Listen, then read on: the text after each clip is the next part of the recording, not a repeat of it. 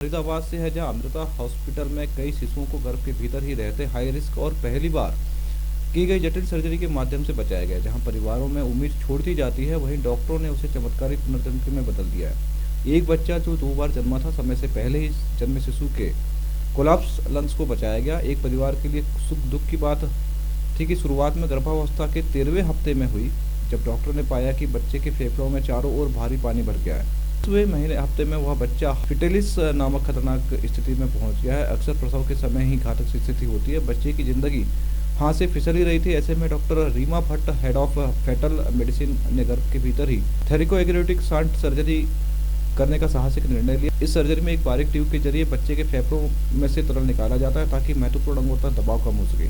30वें हफ्ते में emergency delivery करनी पड़ी। 1 किलो 800 ग्राम वजनी यह नन्हा सा शिशु कोलैप्स लंग के साथ में पैदा हुआ था। तुरंत वेंटिलेटर पर रखा गया। डॉक्टर निधि गुप्ता, सीनियर कंसल्टेंट न्यूरोटोलॉजी के नेतृत्व में इस बच्चे को NICU में भर्ती किया गया था। अगले 7 हफ्ते तक सांस रोक देने वाली यह गहन चिकित्सा से गुजरे बच्चे को छाती में ड्रैग्स लगाए गए हैं। ऑक्सफ्लाइट इंजेक्शन के जरिए भी विशेष मदद पहुंचाई जा रही है। धीरे धीरे फेफड़े भी ठीक होने लगे। डॉक्टर इन कहानियों को विज्ञान और साहस के साथ चमत्कार कहते हैं। ये केस साबित करते हैं कि अजन्मे बच्चों को भी यूं ही खोया नहीं जा सकता, यह यूं ही खोया हुआ नहीं मानना चाहिए।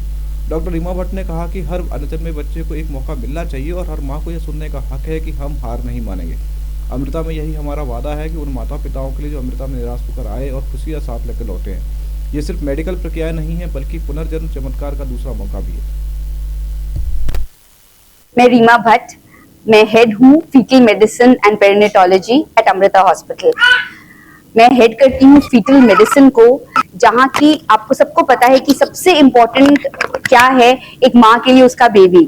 एंड इतनी खुशियां होती हैं उसके साथ जुड़ी हुई, लेकिन कई बार ऐसा होता है कि बेबी जब मम्मी के पेट में होते हैं तो उनको कुछ प्रॉब्लम्स आ सकती हैं एंड कुछ ऐसी कंडीशंस हैं जो हम ट्रीट कर सकते हैं।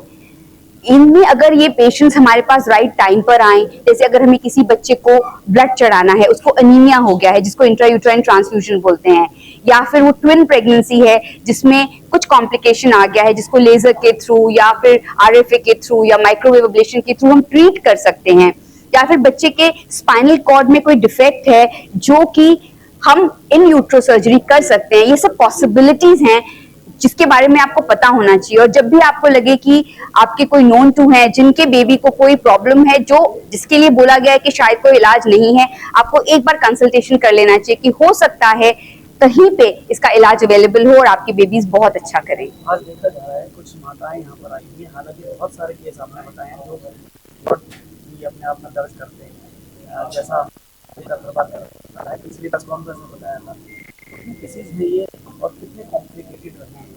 देखिए, मैं आपको ट्रुथफुली बताऊंगी तो हर महीने 1 या 2 या 3 केसेस, 4 केसेस भी हर महीने आ जाते हैं जिसमें हमें स्पेशल ट्रीटमेंट करने की जरूरत होती है। और थिंग इज दैट बहुत डिस्ट्रेस में आते हैं ये पेशेंट्स। कई बार उनको बोला गया है कि आपके आगे कोई रास्ता नहीं है, आपको प्रेगनेंसी को अबॉर्ट करना है, लेकिन फिर जब हम उनका इवैल्यूएशन करते हैं तो हमें लगता है कि हाँ, इन बेबीज को हम ट्रीट कर सकते हैं और इससे बेबीज इंप्रूव होंगे।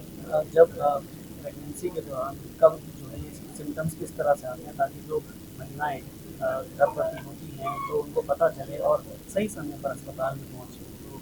जी, तो ये जनरली क्या होता है कि जब लेवल 2 स्कैन होता है या जिसको एनोमली स्कैन बोला जाता है 18 से 20 से 22 हफ्ते के बीच में, इसमें कई बार अल्ट्रासाउंड में कुछ चीजें पकड़ में आती हैं जो हम ट्रीट कर सकते हैं, जिनको फॉलो अप पे रखना पड़ता है और एक समय पे हम उनको ट्रीट कर सकते हैं। कई बार ये प्रॉब्लम्स लेट आती हैं, जैसे 26 हफ्ते 28 हफ्ते, तो जब भी कोई अल्ट्रासाउंड कराती है माँ, तो उसमें पता चलता है कि ये प्रॉब्लम है जो हमें हर बार ट्रीटेबल नहीं होती, हर कंडीशन ट्रीटेबल नहीं है। एक सबसेट है कंडीशंस का जो ट्रीटेबल है, वो राइट टाइम पे फिर अगर रेफर हो जाए तो इनका ट्रीटमेंट हो सकता है।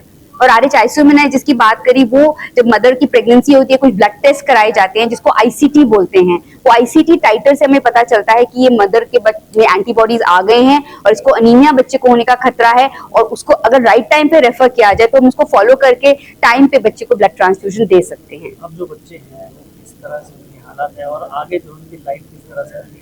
देखिए, अगर हमारा ट्रीटमेंट सक्सेसफुल हुआ, इनका NICU का स्टे सक्सेसफुल और अच्छा रहा, ये बच्चे बिल्कुल नॉर्मल लाइफ लीड करते हैं, लाइक नॉर्मल पीपल। इसमें पता भी नहीं चलेगा कि इस बच्चे को, अभी आप वेदांश देख रहे हैं, वो बिल्कुल 1 साल का होने लगा है और बहुत अच्छा कर रहा है, तो इसमें पता नहीं चलता कि इन बच्चों को इंट्रायूट्राइन इतनी प्रॉब्लम्स थी और अब वो बिल्कुल ठीक ठाक हैं.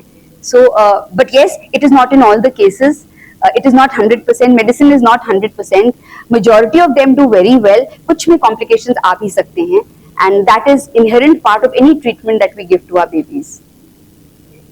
अगर मैम हाई रिस्क प्रेगनेंसी होती है तो उसमें भी इस तरह की कोई सर्जरी होती कि हाई रिस्क में क्या होता है कि हाई रिस्क प्रेगनेंसी किस तरह से हाई रिस्क है वो इम्पोर्टेंट है. अब हाई रिस्क होने का कारण पता होना चाहिए. उसको हाई ब्लड प्रेशर है जिसकी वजह से वो हाई रिस्क है, डायबिटीज है तो हाई रिस्क है, उसका ब्लड फ्लो बेबी को कम जा रहा है जिसकी वजह से वो हाई रिस्क है. तो पहले तो कारण ढूंढना पड़ता है हाई रिस्क का, फिर अकॉर्डिंगली ट्रीट करना पड़ता है.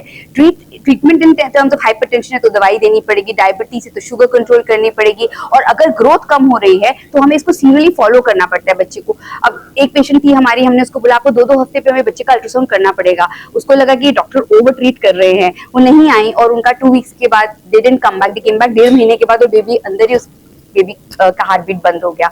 सो थिंग इज दैट कई बार हमें बहुत फ्रीक्वेंटली फॉलो करना पड़ता है इन बेबीज को, but that is case to case.